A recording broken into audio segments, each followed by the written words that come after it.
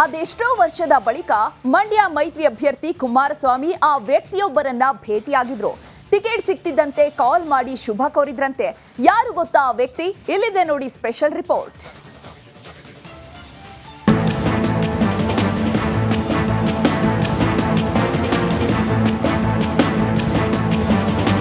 S, ರಾಜಕೀಯ ಅಂದ್ರೆ ಹೀಗೆ ನೋಡಿ, ಯಾರು ಯಾವಾಗ ಒಂದಾಗ್ತಾರೆ ಅಂತ ಹೇಳೋಕ್ಕಾಗಲ್ಲ. ಮೈತ್ರಿ ಸರ್ಕಾರದ ಪತನದ ರೂವಾರಿಗಳೊಬ್ಬರಲ್ಲಿ ಎಚ್ ವಿಶ್ವನಾಥ್ ಕೂಡ ಒಬ್ರು. ಮೈತ್ರಿ ಪತನವಾಗಿದ್ದು ಇತಿಹಾಸ ಬಿಡಿ, ಆದ್ರೆ ಈಗ ಅಂದಿನ ಖಳನಾಯಕನನ್ನೇ ಮಾಜಿ ಸಿಎಂ ಕುಮಾರಸ್ವಾಮಿ ಭೇಟಿಯಾಗಿದ್ದಾರೆ.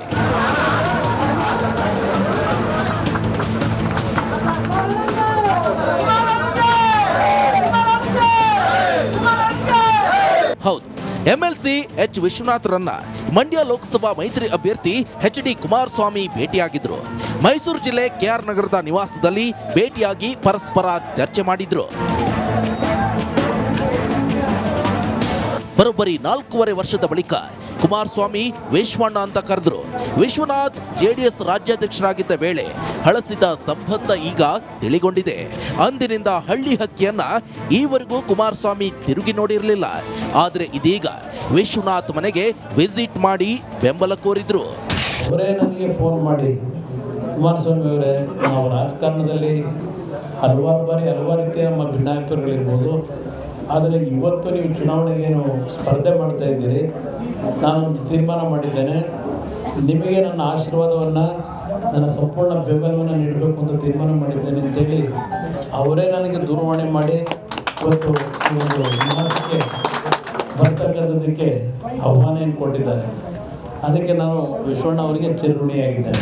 ಇನ್ನು ವಿಶ್ವನಾಥ್ ಮಾತನಾಡಿ, ಮೈಸೂರಿಗೆ ಯದುವೀರ್, ಮಂಡ್ಯಕ್ಕೆ ಕುಮಾರಸ್ವಾಮಿ ಸಂಸದರು ಆಗ್ಬೇಕು ಅಂತ ಹಾಡಿ ಹೊಗಳಿದ್ರು. ನಾವು ನಿಲ್ಲಬೇಕು ಅಂತಕ್ಕಂಥ ವಿಚಾರದಲ್ಲಿ ಎರಡೂ ಪಕ್ಷಗಳು ಆಗಿದ್ದಾರೆ. ನಿಜ, ನಾನು ಕೂಡ ಮತ್ತು ಭಾರತೀಯ ಜನತಾ ಪಾರ್ಟಿಯ ಪ್ರಧಾನ ಪರಿಷತ್ ಸದಸ್ಯ ಇದ್ದೀನಿ. ಪ್ರಧಾನ ಪರಿಷತ್ತಿನಲ್ಲಾಗಲಿ, ಬಹಿರಂಗವಾಗಿ, ಸಾರ್ವತ್ರಿಕವಾಗಿ, ಮಾಧ್ಯಮದಾಗಲಿ ಅವರು ನಾನು ಹಲವಾರು ರೀತಿಯಲ್ಲಿ on issue basis JDS support ಮಾಡಿದ್ದೀನಿ, ಹೌಸಲ್ಲಿ ಬಿಜೆಪಿಗೂ ಸಪೋರ್ಟ್ ಮಾಡಿದ್ದೀನಿ, ಕಾಂಗ್ರೆಸ್ ಆನ್ ಇಶ್ಯೂ ಬೇಸಿಸ್. ಪರಸ್ಪರ ಏಟಿಗೆ ಎದುರೇಟು ಕೊಡ್ತಿದ್ದವರು ಇದೀಗ ದೋಸ್ತಿಗಳಾಗಿದ್ದಾರೆ. ಕುಮಾರಸ್ವಾಮಿಗೆ ಮತ್ತೊಂದು ಬಲ ಬಂದಂತಾಗಿದೆ.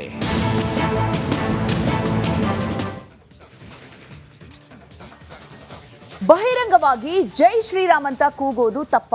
ಈ ಪ್ರಶ್ನೆ ಮೂಡಲು ಕಾರಣವಾಗಿದ್ದು ಇಂದು ಕೊಪ್ಪಳದಲ್ಲಿ ನಡೆದ ಆ ಒಂದು ಗಲಾಟೆ. ಅಷ್ಟಕ್ಕೂ ಆಗಿದ್ದೇನು, ಈ ವರದಿ ನೋಡಿ. ಕಾಂಗ್ರೆಸ್ ಪ್ರಚಾರ ಸಭೆಯಲ್ಲಿ ಜೈ ಶ್ರೀರಾಮ್ ಘೋಷಣೆ ಕೂಗಿದವರ ವಿರುದ್ಧ ಕೈ ಮುಖಂಡರು ಕೆಂಡ.